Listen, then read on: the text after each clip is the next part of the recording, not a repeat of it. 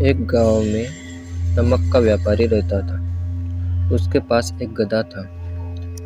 व्यापारी रोज अपने गोदाम से दुकान तक नमक ले जाने के लिए गधे का इस्तेमाल किया करता था। वो नमक को बोरी में भरकर गधे की पीठ पर लाद देता और उसके साथ साथ चलता हुआ दुकान तक आता था।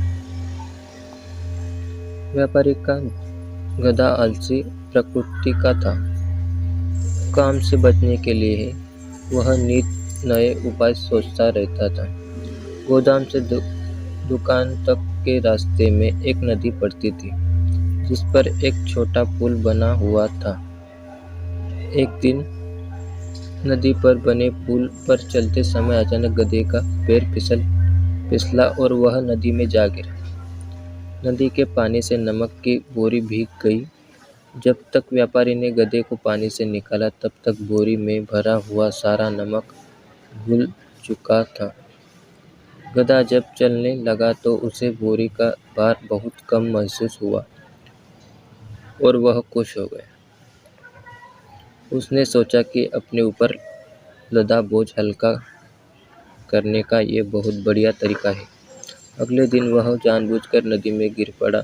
नमक पानी में घुल जाने से बोरी का वजन फिर से कम हो गया। उसके बाद से वह हर रोज ऐसा करने लगा।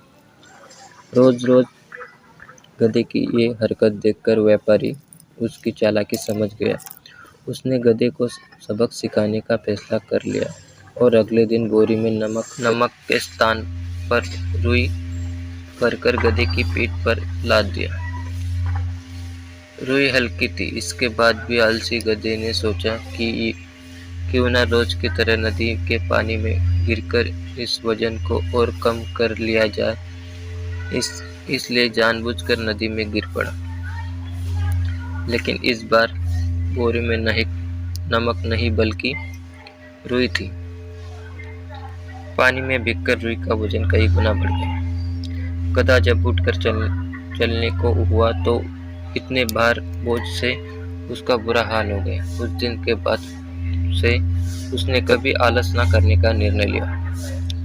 सीख: आलस का फल कभी न कभी मिल ही जाता है।